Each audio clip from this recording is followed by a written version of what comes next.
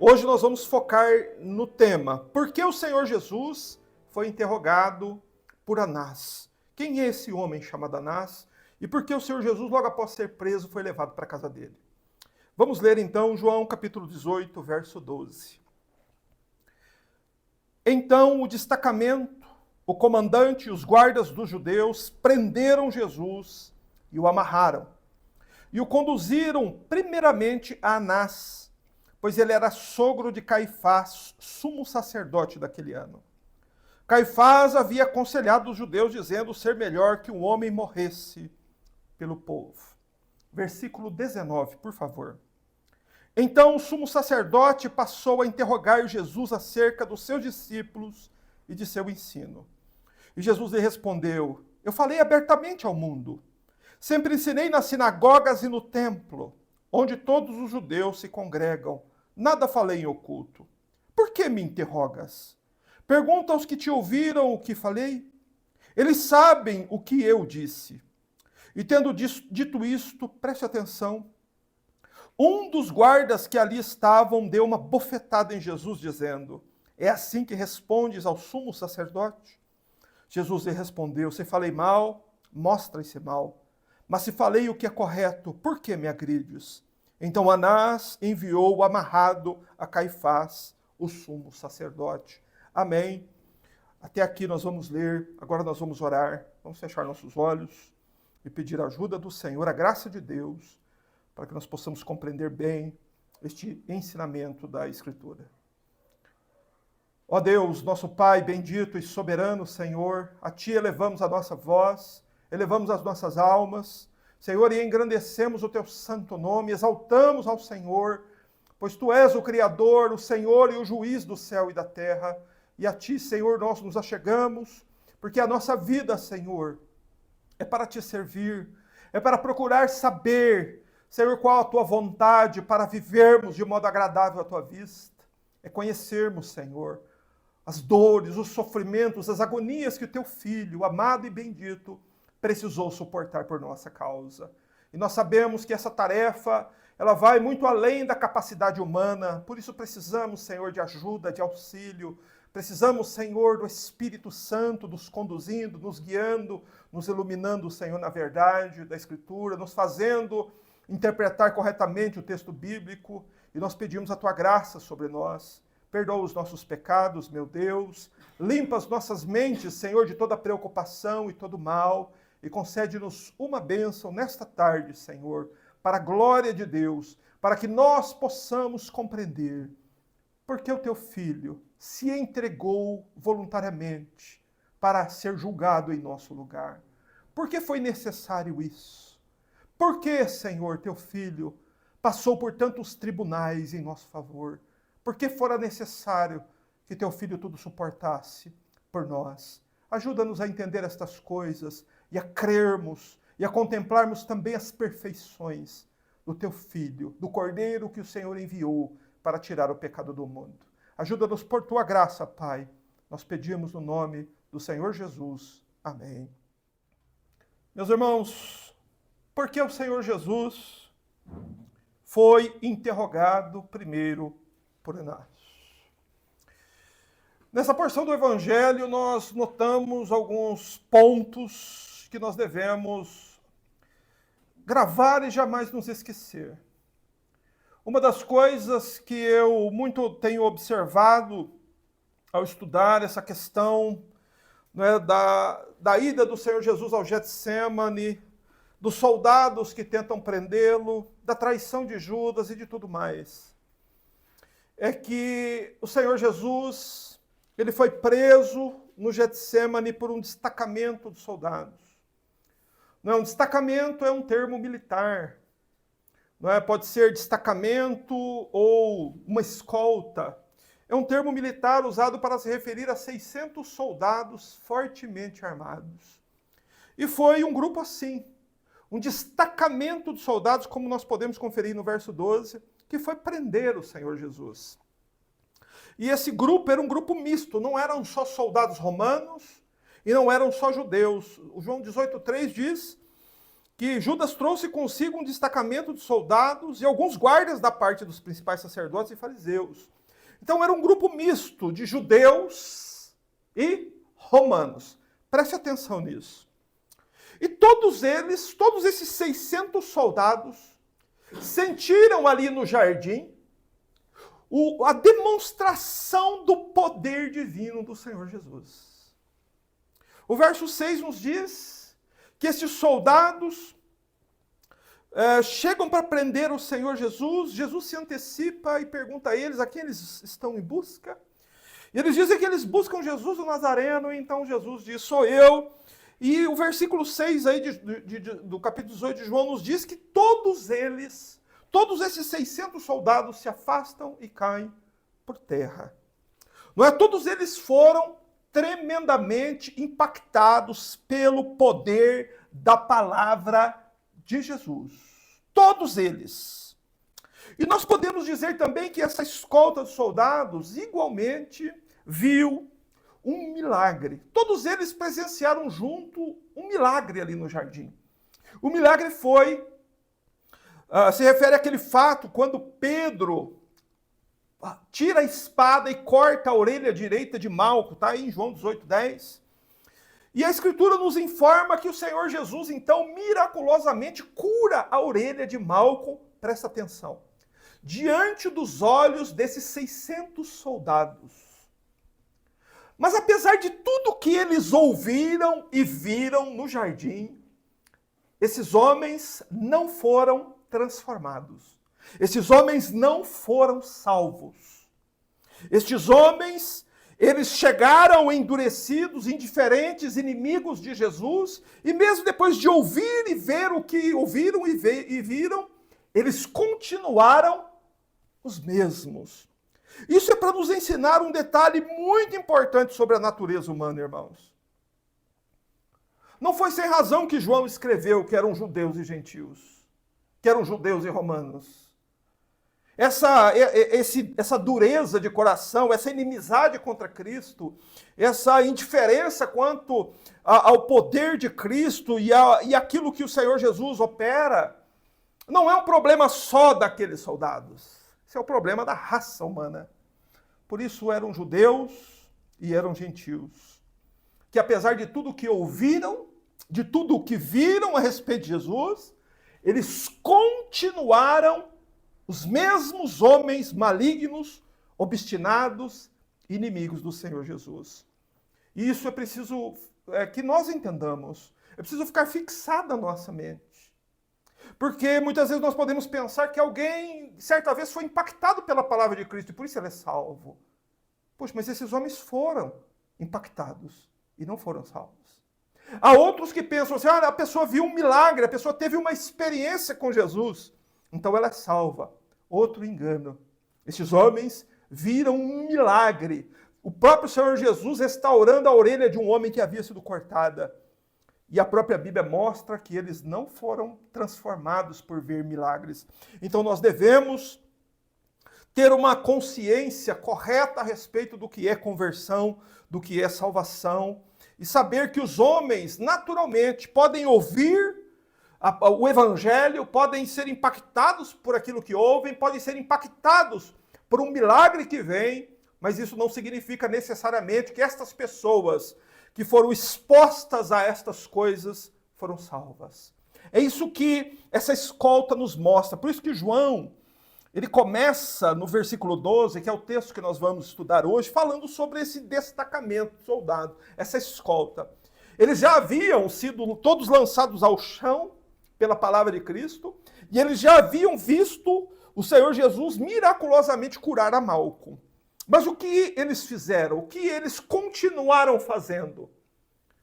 Eles chegaram, o destacamento inteiro, todos eles, o comandante, os guardas dos judeus, e eles foram e prenderam Jesus. Veja, preste atenção.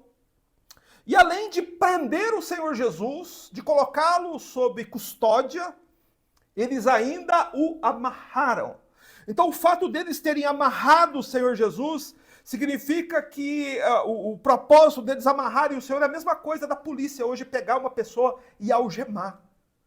O fato dessa pessoa estar algemada significa que ela é perigosa, que ela precisa ser contida. E estes homens, então, agiram assim com o Senhor. Você consegue perceber ali o modo maligno como eles se comportaram em relação ao Senhor Jesus? Porém, há um ponto que nós devemos dar atenção. Entender que o Senhor Jesus, ele não foi preso contra a vontade dele. Que o fato do Senhor Jesus ter sido preso e amarrado não significa que ele estava impotente. Significa sim que ele aceitou, ele deixou que 600 soldados o amarrassem. Não é? A prova está aí no verso 6, quando o Senhor Jesus lança todos por terra, todos se afastam e caem por terra. Ali está a prova. O Senhor Jesus poderia ter se retirado naquele momento, se ele quisesse. Porém, o Senhor Jesus aceitou ser preso. Voluntariamente, o Senhor deixou-se ser preso. Ele aceitou sem resistir, sem lutar, sem reclamar e sem revidar. O Senhor Jesus aceitou. E nunca devemos nos esquecer por quê o Senhor Jesus deixou que esses 600 soldados prendessem ele. Meus irmãos, foi tudo por amor de nós. Foi tudo por amor ao povo de Cristo. Foi tudo por amor das nossas almas. Nunca devemos nos esquecer disso, porque esta é uma parte do evangelho que os crentes hoje não se interessam. Procura no YouTube para você ver quantas pregações tem sobre a prisão de Jesus e a condução de Jesus à casa de Anás. Eu não encontrei nenhuma. Você sabe por que ninguém prega sobre isso? Porque não interessa as pessoas saber sobre isso. Meus irmãos, e nós, quando olhamos para isso, vemos a grandeza da obra de Cristo, a misericórdia do Senhor, o amor do Senhor Jesus. E ainda devemos levar em consideração o seguinte: Jesus deixou ser preso e ele sabia exatamente para onde ele estava indo, para onde aqueles soldados malignos o estavam levando. Estavam levando o Cristo para um tribunal. Jesus foi levado para o tribunal na casa de Anás, primeiramente. Depois Jesus foi levado para o tribunal na casa de Caifás. Depois, no amanhecer do dia, Jesus foi levado ao tribunal do Sinédrio, no prédio do Sinédrio, ao amanhecer. Depois Jesus foi levado ao tribunal lá no palácio de Pilatos. Depois Pilatos envia Jesus para ser julgado de novo por Herodes. E depois Herodes devolve o Senhor Jesus para Pilatos, que finalmente o sentencia à morte, o entrega à morte de cruz. E por que o Senhor Jesus passou por tantos tribunais, foi julgado por tantos juízes diferentes? Isso, meus irmãos, é para que nós saibamos o quão perfeito Jesus Cristo é. O quão perfeito é aquele cordeiro que foi morto na Páscoa. Porque ele passou por tantos interrogatórios e tribunais e nenhum crime contra ele foi achado. E nós devemos ter plena segurança, estudar muito e conhecer bem isso. Porque logo, logo, meus irmãos, quem vai estar num tribunal somos nós. Hebreus 9:27 diz que ao homem está ordenado morrer uma vez, tendo que enfrentar depois disso um tribunal, um julgamento. Irmãos, porém, para todo aquele que tem fé em Jesus, que realmente crê no Senhor, não só naquele que uma vez foi impactado pelo Evangelho e ouviu um milagre, mas aquele que realmente é um seguidor de Cristo, essa pessoa sabe o que ela vai enfrentar depois da morte. Depois da morte, nós é que vamos para um tribunal.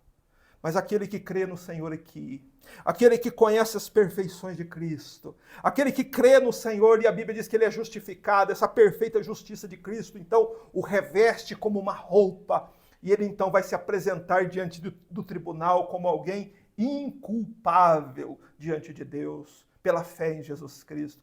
É esse, meus irmãos, o centro do Evangelho. Essa é a parte que as pessoas desprezam do Evangelho, e é a parte mais importante dele. Certa vez, um escritor, ele escreveu o seguinte, que quando o Senhor Jesus se desvanece do centro, ressaltam as margens. Eu quero explicar para vocês o que foi que ele disse. Ele diz que há certos púlpitos que Cristo some, que não se fala sobre Jesus, que não se prega sobre o Senhor, que não se fala sobre a cruz, sobre as dores do Senhor Jesus, sobre as perfeições dele, sobre o amor dele, sobre o modo como ele substitutivamente sofreu em nosso lugar. Tem lugares que isso não é falado. Só que onde Cristo desaparece, ressaltam as margens. Prega-se o secundário e se esquece de pregar o principal. Mas louvado seja Deus, irmãos, que os nossos olhos estão postos sobre a palavra e sobre exatamente este ponto. O Senhor Jesus está sendo levado para um julgamento, para um interrogatório. Mas ele não está fazendo isso contra a vontade dele.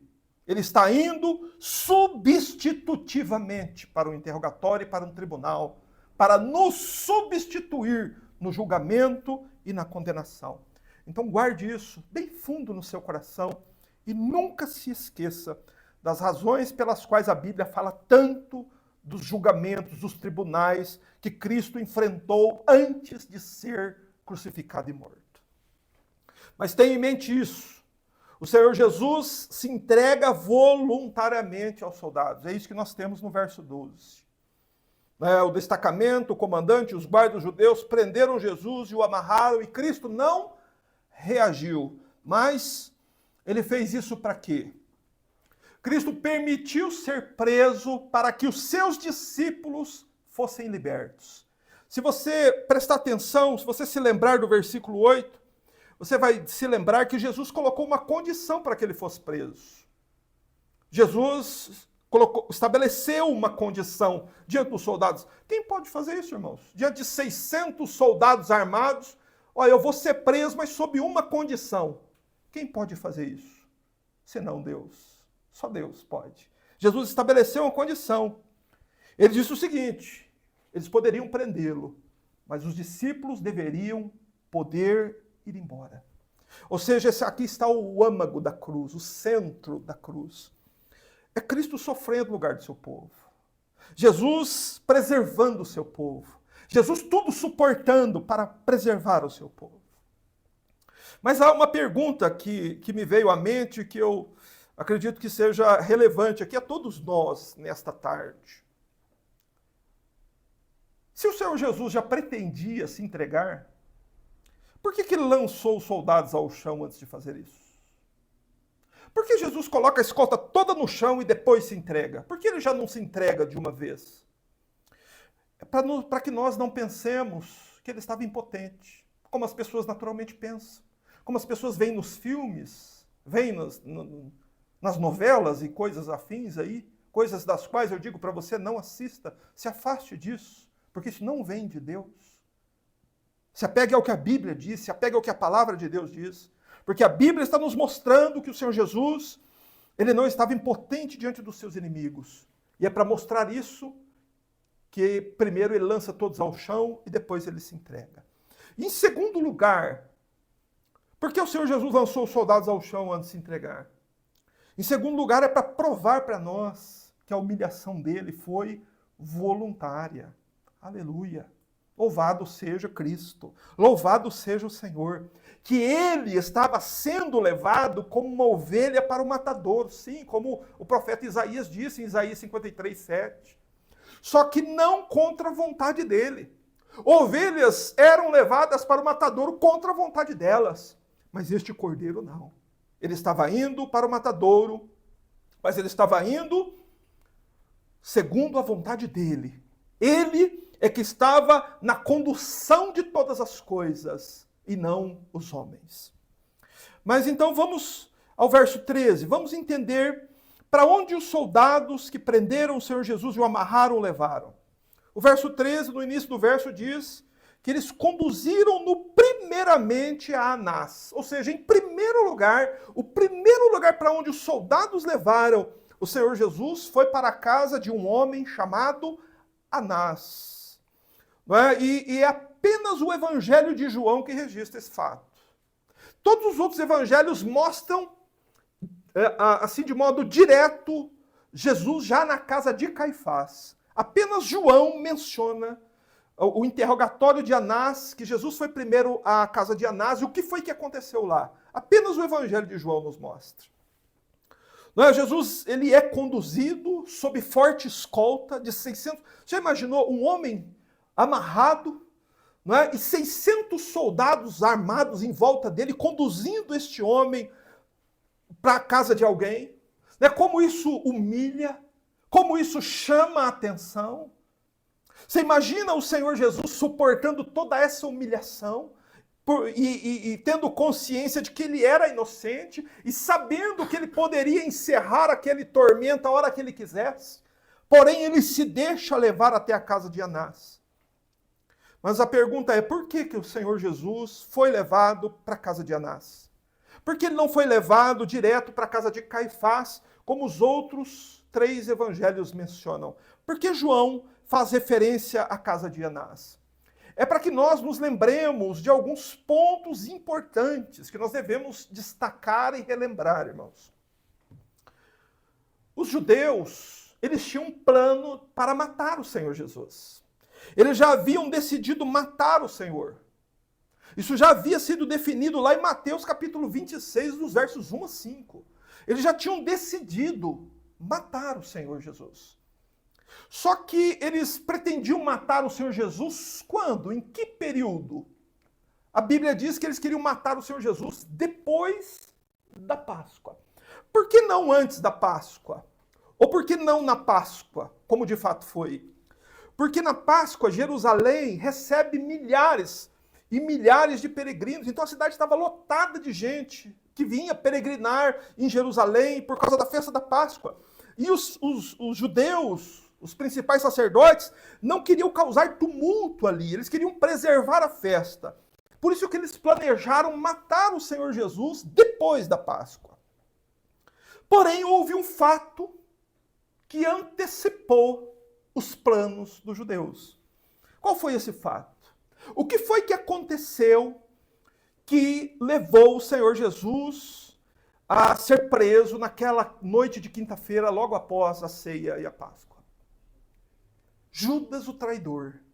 Então, o fato de Judas se apresentar para os judeus e se oferecer para trair o Senhor Jesus antecipa os planos. Então, eles tinham a oportunidade de prender o Senhor Jesus naquele dia ainda, naquela quinta-feira ainda. E eles, então, o que fazem? Então, eles se mobilizam para fazer a prisão e levar o Senhor Jesus à casa de Anás primeiro, antes de levá-lo a Caifás. Não é? A traição de Judas inviabilizou o plano deles de matar o Senhor Jesus depois da Páscoa. E essa é a razão.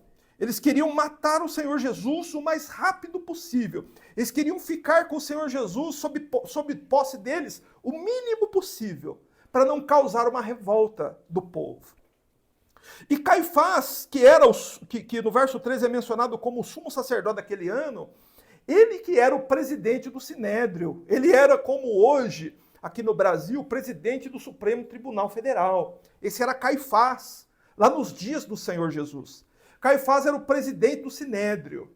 E Caifás, então, foi pego de surpresa com a traição de Judas e ele precisava reunir 71 juízes para formar o julgamento do Senhor Jesus que aconteceria no amanhecer do dia.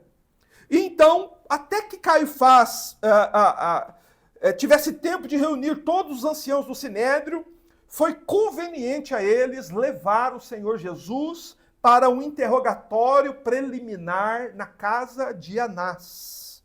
Tá certo? Então, o fato de Jesus ser levado primeiro para a casa de Anás foi exatamente por isso. Porque os planos deles foram antecipados.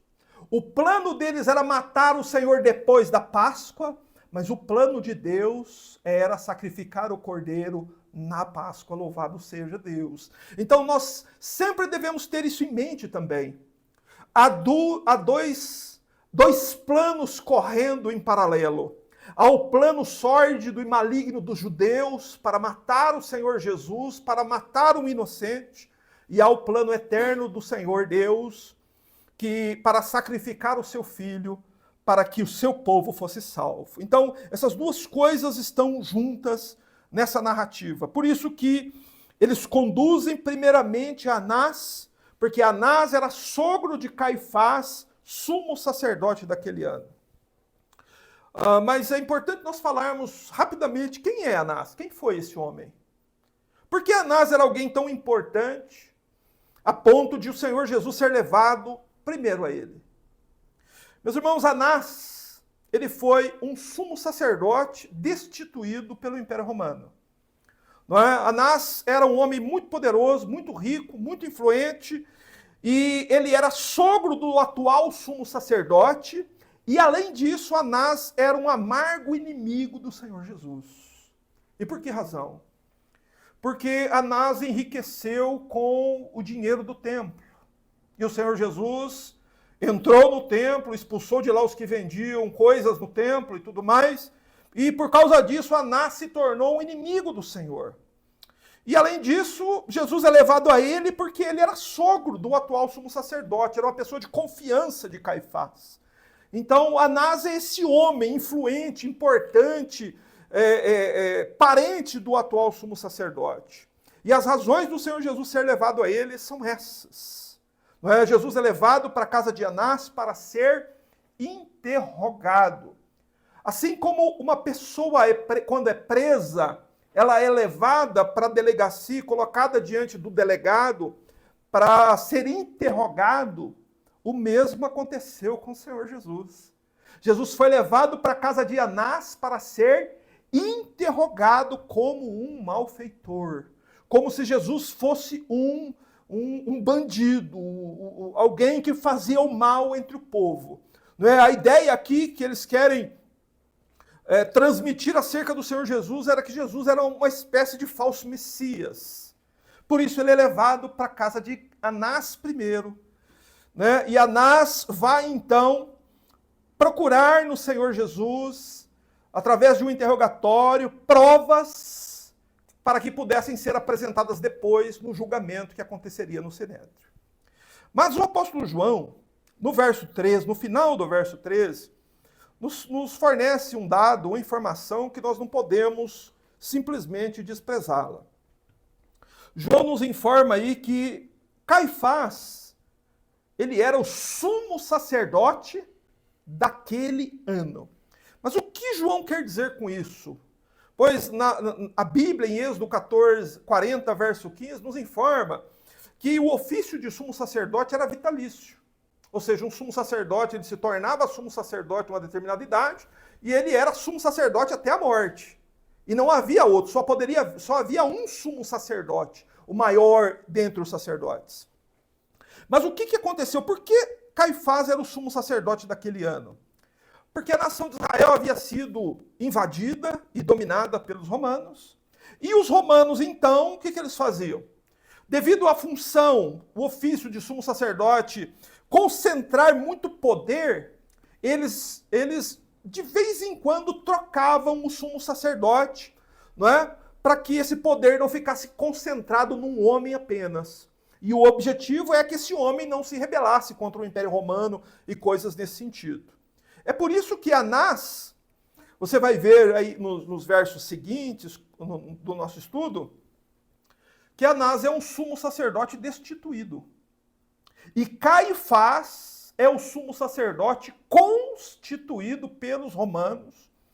E esse fato precisa ficar também registrado. Caifás era o sumo sacerdote no ano em que o Senhor Jesus foi crucificado e morto. Ok? Então esses são os dois homens que estão aí na linha de frente do julgamento. Não é? Anás e Caifás eram os homens mais poderosos dentre o povo judeu naquela época, e os dois eram ferozes inimigos do Senhor Jesus. E finalmente o Senhor Jesus havia sido entregue nas mãos deles. E esses dois homens não iriam dormir aquela quinta-feira sem antes ver o sofrimento e a humilhação do Senhor Jesus. Por isso que o apóstolo João menciona um outro ponto importantíssimo, que está aí no verso 14. que é o chamado Conselho de Caifás. Caifás foi o homem que aconselhou os judeus a matar o Senhor Jesus. Veja o que João escreve aí. Caifás havia aconselhado os judeus, dizendo ser melhor que um homem morresse pelo povo. Caifás era o sumo sacerdote. Deveria ser o homem mais santo e piedoso de Israel. Mas Caifás era um homem orgulhoso, assassino e perigoso. Não é? Só que a aparência de Caifás era uma aparência de ser um homem muito religioso. Mas ele era um homem arrogante e maligno. E João está nos lembrando que foi Caifás, algumas palavras que Caifás havia dito alguns dias antes do Senhor Jesus ser preso. João quer nos lembrar dessas palavras, que Caifás havia aconselhado os judeus, dizendo ser melhor que um homem morresse pelo povo. Não é? Quando a Bíblia foi escrita, não havia capítulos e versículos.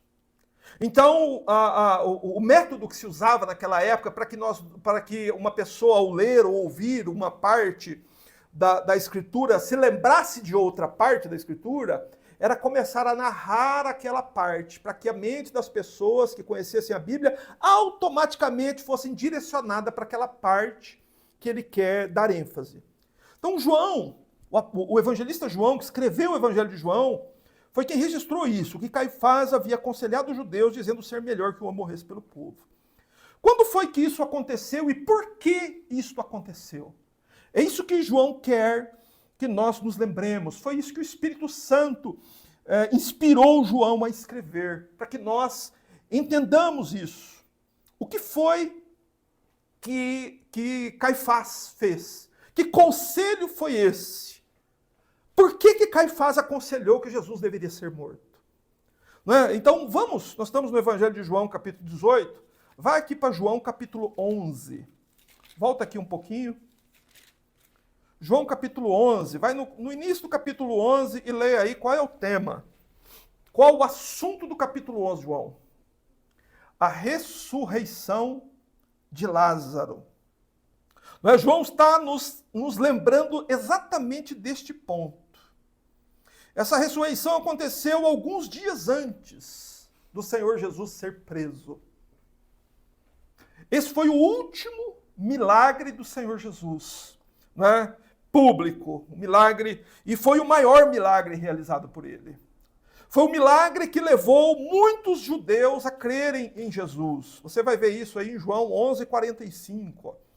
Diz assim, muitos dentre os judeus que tinham vindo visitar Maria, vendo o que Jesus fizera, creram nele. Então o que aconteceu? Quando o Senhor Jesus ressuscita Lázaro, que já estava morto havia 4 dias, muitos dos judeus que estavam ali e viram isso, creram no Senhor Jesus. Em que sentido? O que João quer nos dizer aqui? Que eles creram que o Senhor Jesus é o Messias. Então, muitos judeus, diante do milagre da ressurreição de Lázaro, creram no Senhor Jesus. Mas não todos. Verso 46 diz que alguns deles não creram. Alguns foram procurar os fariseus para contar o que Jesus fizera. E então os principais sacerdotes e os fariseus reuniram-se nele e disseram, o que faremos? Este homem está realizando muitos sinais. Se o deixarmos em paz, todos crerão nele. Então os romanos virão e tomarão o nosso lugar como a nossa nação. E então, a partir do verso 49, vem as palavras de Caifás. É isso que João quer nos lembrar. Então lembre-se que o Sinédrio estava reunido e eles tinham que fazer alguma coisa, porque se eles deixassem o Senhor Jesus em paz, todo Israel ia crer no Senhor por causa da grandeza dos milagres que o Senhor Jesus estava operando. Mas então no verso 49 está escrito assim, presta atenção. Um deles, porém, chamado Caifás, sumo sacerdote naquele ano, disse, vós nada sabeis, nem considerais que é melhor para vós que morra um só homem pelo povo e que não pereça toda a nação. Bom, aqui está o chamado conselho de Caifás. Caifás, ele se mostra, no verso 49, como um homem extremamente arrogante. Veja, ele diz para os juízes do Sinédrio assim, vocês nada sabem, vocês não sabem de nada, e vocês nem consideram que é melhor para vocês que um homem morra pelo povo e que não pereça toda a nação. Veja que Caifás não era um homem santo. Caifás era um homem extremamente arrogante. E Caifás, ele diz que era melhor que morresse um pelo povo do que perecesse todo o povo. Mas o verso 51 diz o seguinte, presta atenção. Caifás era o sumo sacerdote daquele ano. Mas o verso 51, João escreve assim, mas ele não disse isso por si mesmo. Pelo contrário, sendo sumo sacerdote daquele ano, o que Caifás fez? Ele profetizou que Jesus iria morrer pela nação. A gente tem, às vezes, essa ideia, né? Que profecia é coisa que só sai da boca de gente santa. Porém, a Bíblia sempre nos contradiz. Um homem maligno, arrogante e assassino como Caifás profetizou também. Qual foi a profecia? Que era melhor que um homem morresse pelo povo e não perecesse toda a nação. E então, João nos faz lembrar que junto disso, junto de todo este plano sórdido ali, arquitetado e decidido pelo Sinédrio, estava também o plano de Deus. No verso 52 ele diz, e não somente pela nação, mas também para reunir como um só povo os filhos de Deus que estão dispersos. Você entende o que João está nos mostrando aqui? Que todos estavam crendo no Senhor Jesus por ver o grandioso milagre que ele operou. Porém, os judeus, para frear esse crescimento do cristianismo naqueles dias, decidem matar o Senhor Jesus. E quem dá esse conselho ao Sinédrio é o próprio Caifás, mas ele não faz isso como algo que procedeu dele mesmo, não é? Mas como algo que procedeu de Deus, que ele profetizou como sumo sacerdote que Jesus deveria morrer pela nação de Israel e não somente por eles. Mas não somente por eles, mas também para reunir em um só povo os filhos de Deus que estão dispersos. Ou seja, Jesus iria morrer não para preservar apenas Israel. Jesus ia morrer para preservar todos os filhos de Deus que estão dispersos pelo mundo. Meu irmão, minha irmã, se você é uma pessoa inclinada a conhecer estas coisas, se você é uma pessoa dedicada a servir a Cristo, então foi por você também que Jesus morreu. Porque ele morreu para reunir os filhos de Deus que estão dispersos. E há filhos de Deus dispersos no mundo ainda hoje. E o evangelho é pregado ainda hoje, e essas pessoas ainda creem. E por isso que no verso 53 é dito o seguinte: assim, desde aquele dia, eles decidiram matá-lo. Eles quem? O Sinédrio.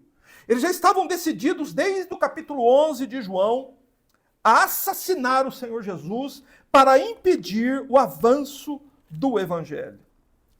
E é por isso que no João 18, 14, faz essa menção a Caifás. Para nos lembrar desse fato, que o que Caifás falou não procedeu dele, mas procedeu de Deus, porque era o plano de Deus que o filho dele morresse pelos filhos de Deus que estão dispersos pelo mundo. Depois disso, nós temos aí aquele momento, aquele evento sobre a negação de Pedro, né, que está entrelaçado com as cenas do julgamento do Senhor Jesus. Porém, sobre a pregação de Pedro, nós pregamos no último estudo bíblico. E nós iremos postar essa pregação, e quem quiser assistir, depois faça isso posteriormente. É por isso que agora nós vamos direto ao verso 19. Que aqui no verso 19, o Senhor Jesus já é levado pelos soldados, já entra na casa de Anás, e então o sumo sacerdote destituído, Anás, passa a interrogar Jesus acerca dos seus discípulos e da sua doutrina. Veja o que Anás ele faz. Ele interroga o Senhor Jesus para saber quem eram os discípulos dele. Aí a pergunta é, por que Anás queria saber quem eram os discípulos de Jesus? Para caçá-los, prendê-los e matá-los. Mas o que o Senhor Jesus fala sobre seus discípulos? Nada. O Senhor Jesus não fala nada sobre seus discípulos. Por que o Senhor Jesus não fala nada sobre os discípulos? Porque ele é o bom pastor, que protege suas ovelhas. Em todo o evangelho nós vamos ver isso, na narrativa da cruz nós vamos ver isso. Jesus protegendo o seu povo, Jesus guardando os seus discípulos, Jesus preservando os seus discípulos, porque ele veio exatamente para isso. Mas Anás também pergunta, a segunda pergunta de Anás é sobre o ensino do Senhor Jesus. Agora o interrogatório é o seguinte: o que o Senhor Jesus ensinava? Ele está perguntando para o Senhor, o que tu andas ensinando? Não é? Por que Anás pergunta isso ao Senhor Jesus num interrogatório preliminar antes do julgamento?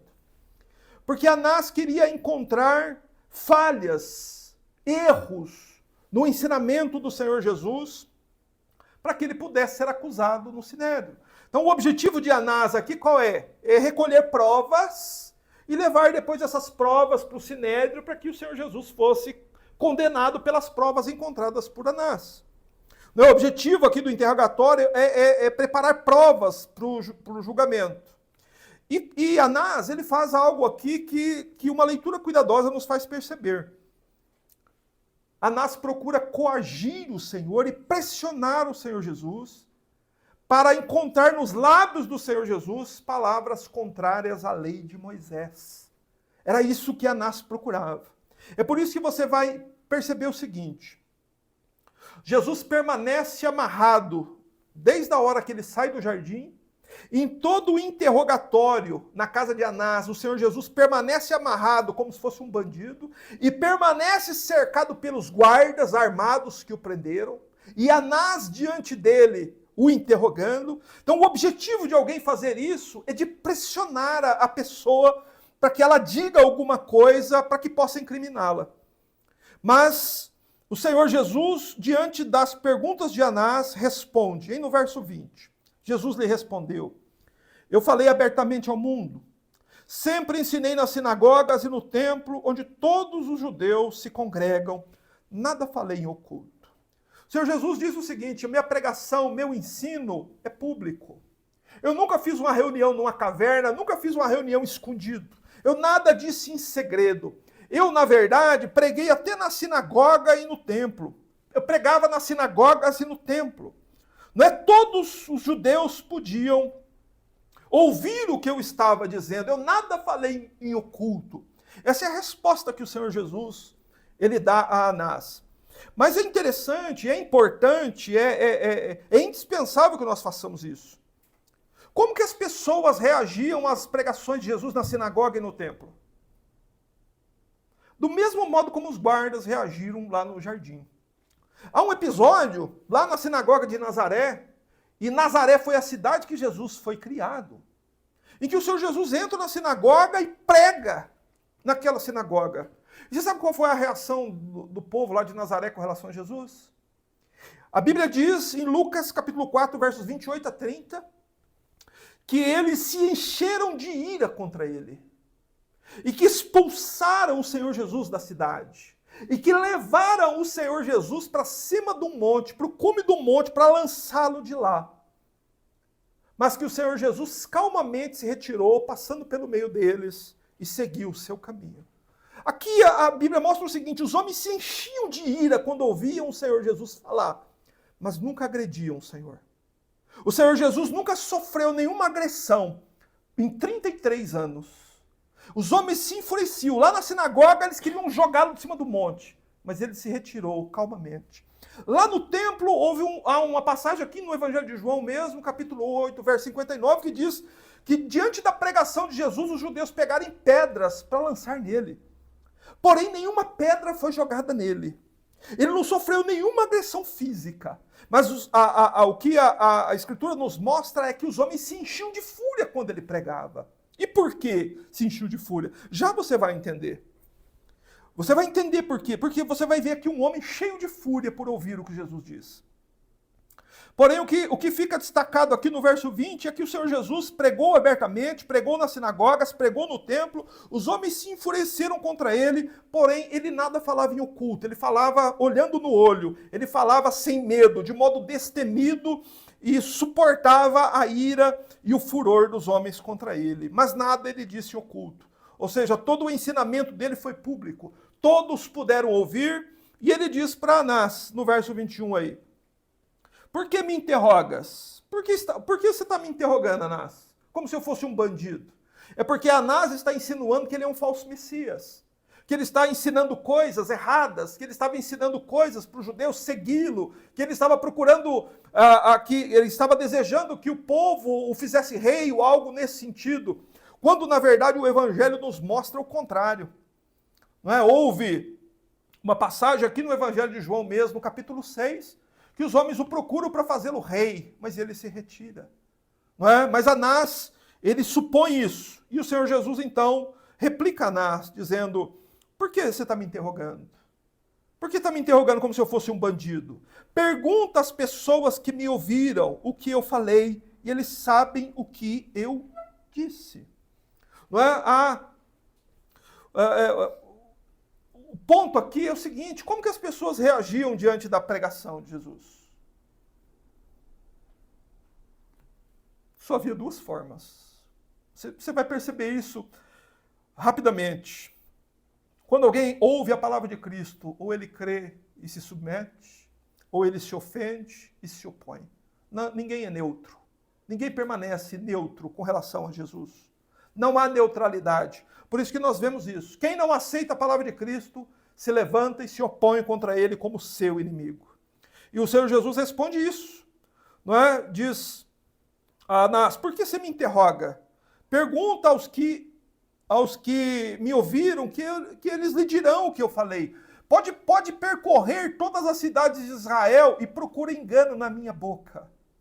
Percorra todas as cidades, vá em cada sinagoga, procure todas as testemunhas, traga todas as testemunhas aqui e diga se algo que eu disse contraria as Escrituras. Isso que o Senhor Jesus está dizendo a Anás. Ele está falando para Anás, pode trazer as testemunhas, Anás. Pode trazer as pessoas, pode trazer todos, não é, que me ouviram para depor contra mim. E veja se você vai encontrar algum engano na minha boca. E diante desta palavra de Jesus, então, nós vemos no verso 22 a reação de um guarda. No verso 22 é dito assim, tendo dito isto, tendo acabado de dizer o que ele disse, procura as testemunhas, procura saber o que eu disse, um dos guardas que estavam ali, deu uma bofetada em Jesus, dizendo, é assim que respondes ao sumo sacerdote? Veja que logo depois que Jesus conclui o argumento dele, um dos guardas, que guarda era esse? Quem eram esses guardas que estavam ali? Eram os guardas do jardim. Eram os guardas que prenderam o Senhor Jesus lá no Getsêmani. Foram os guardas que foram lançados no chão pelo poder de Jesus. Foram os guardas que viram a orelha de Malco ser restaurada. Um desses guardas, então, ele desfere uma bofetada em Jesus. E esse fato, do verso 22, é da máxima importância, porque muitas vezes passa despercebido. Essa foi a primeira vez que o Senhor Jesus Cristo, o Filho de Deus, sofreu uma agressão física em toda a sua vida. Foi a primeira agressão que o Senhor Jesus sofreu de um homem, de uma criatura dele. O Senhor antes havia suportado sofrimentos diversos, perseguição, humilhação, desprezo. Mas Jesus nunca havia sido agredido fisicamente. Mas o que esse fato aqui nos aponta? Meus irmãos, era a noite de quinta-feira. Era a noite da traição de Judas, do suor de sangue do Getsêmani. Os sofrimentos do Senhor Jesus agora estavam sendo intensificados. E agora começaram então as agressões físicas. Não é? Essa foi a primeira de muitas agressões que o Senhor Jesus suportaria durante toda aquela noite e durante todo o dia que se seguiria até a hora da sua morte, às 3 horas na cruz. Não é? Mas nós devemos prestar atenção e ver o seguinte. Por que o guarda ficou furioso? Qual foi a razão do guarda dar uma bofetada no rosto de Jesus? Você sabe qual foi a razão? Esse guarda ficou furioso por aquilo que ele ouviu do Senhor. Você sabe por quê? Porque ele não tinha como contradizer o Senhor. Ele não tinha argumentos contra aquilo que Cristo falou. Então essa é a atitude das pessoas, não é? As pessoas, por ouvir a verdade e não ter argumentos contra ela, reagem com violência. Foi por isso que ao longo dos séculos também a igreja do Senhor foi perseguida e massacrada. Porque não há argumentos contra a verdade, não há argumentos contra aquilo que o Senhor Jesus Cristo diz. A palavra de Cristo é a própria verdade, é a doutrina de Deus, é a palavra de Deus, e não há como o homem argumentar contra ela. E por não haver essa possibilidade de alguém dizer assim, não, o que Jesus ensinou está errado, os homens então reagem com violência. Não é? E essa é, de modo impressionante, a reação de quase todos os homens ao ouvir a palavra de Cristo. Mas tão importante quanto a reação do guarda é a reação de Jesus. No verso 23 é dito que Jesus respondeu, se falei mal, mostra esse mal, mas se falei o que é correto, por que me agredes? Não é? O Senhor Jesus aqui está cumprindo o próprio mandamento que ele ensinou. O Senhor Jesus ensinou em Mateus 5,39 que os seus discípulos não deveriam resistir ao homem mau, mas qualquer que bater na face direita deveria oferecer também a outra face. E uma agressão física, uma agressão na face, no rosto, é algo que instintivamente a gente tenta evitar e revidar. É instintivo. Porém, meus irmãos, nem o Senhor Jesus e nem nenhum seguidor verdadeiro do Senhor Jesus reage à agressão. Esse é o ponto. Por isso que o Senhor Jesus ele não reagiu com violência. Nós poderíamos pensar, né, em mil maneiras do Senhor Jesus reagir ao que esse homem fez. Porém, o Senhor Jesus não reage contra a agressão que recebe. Muito pelo contrário. Jesus lhe responde. Jesus dá uma resposta ao guarda. Não é? E é uma resposta calma e profunda. Você pode observar a resposta do Senhor a ele. Jesus respondeu assim, se falei mal, mostra esse mal. Mas se falei o que é correto, por que me agredes? Jesus está perguntando para o guarda assim, se eu pequei no que falei, aponta aqui o que foi que eu disse de errado. Diz o que foi que eu disse de errado, para que eu seja punido de acordo com a ofensa que eu causei. Se eu disse alguma coisa, se saiu alguma coisa errada da minha boca, que eu seja punido, mostra o mal que eu disse. Mas se eu falei o que é certo, por que você está me agredindo? Se o que eu disse é verdade, por que você está me tratando com violência? Ele disse isso ao guarda.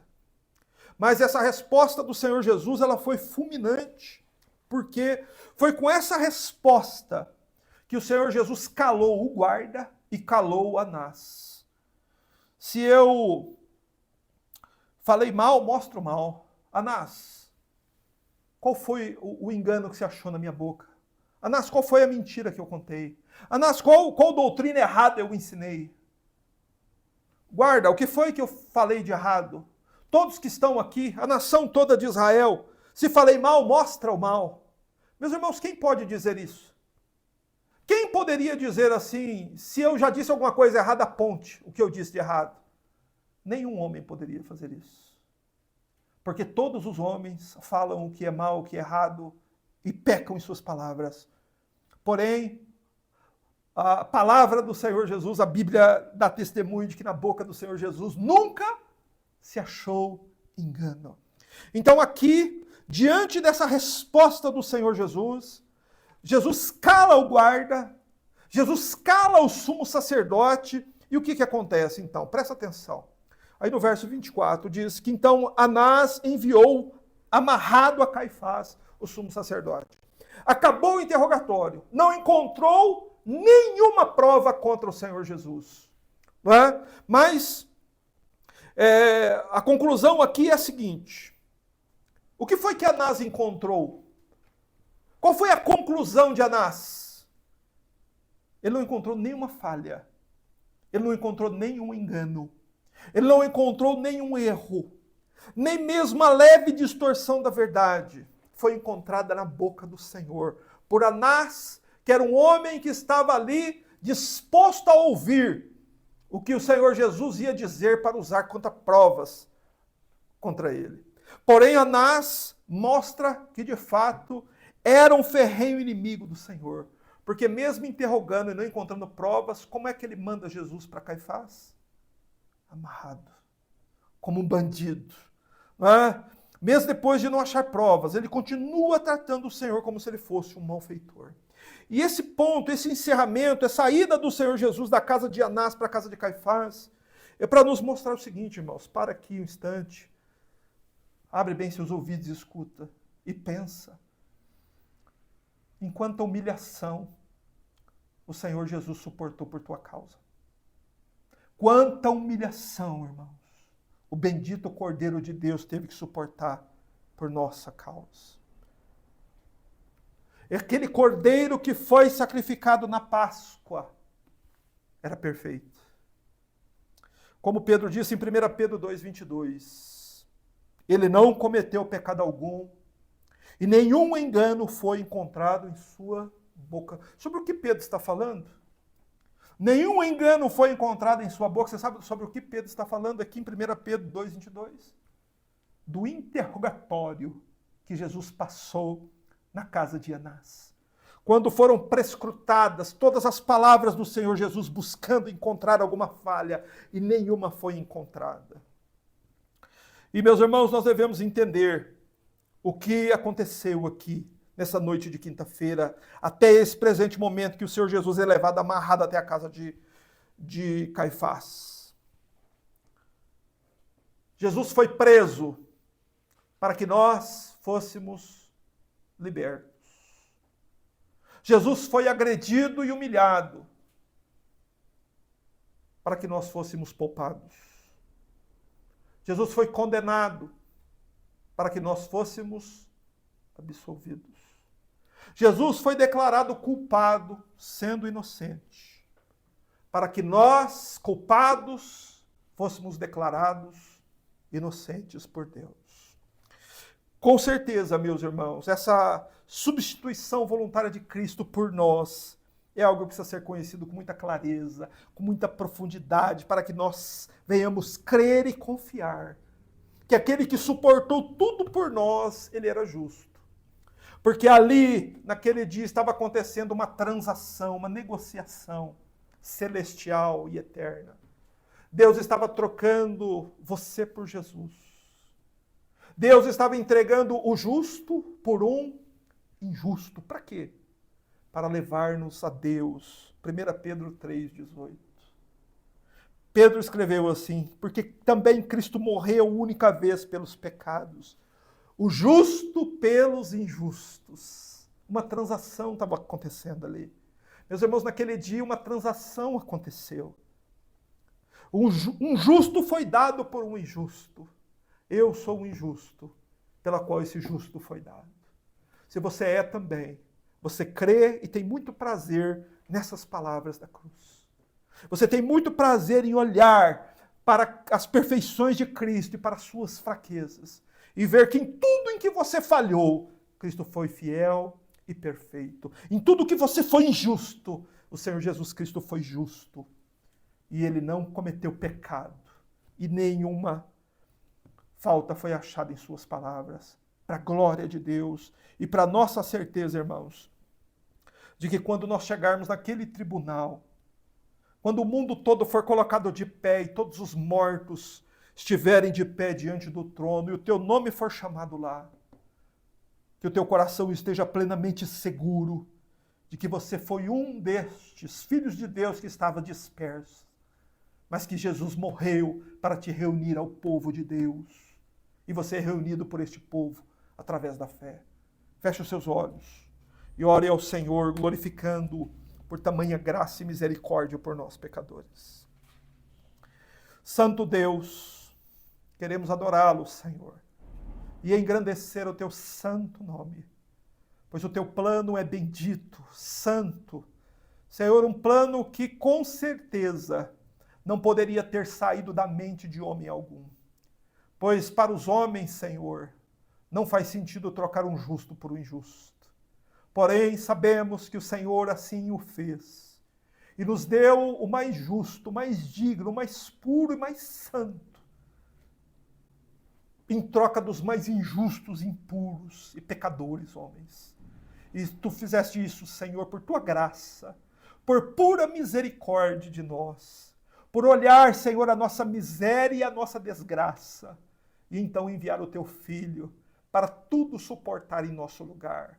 O que podemos fazer, Senhor Deus, se não tomar do cálice da salvação e exaltar o teu nome no meio do teu povo? O que podemos fazer, Senhor, se não agradecer ao Senhor de toda a nossa alma, de todo o nosso coração, e vivermos uma vida de devoção e de gratidão a Deus, por tamanha bondade e caridade do Senhor para conosco, de trocar um justo pelos injustos. Bendito seja o teu nome, Senhor. Para sempre te louvaremos pela cruz do teu Filho. Em nome dele oramos. Amém.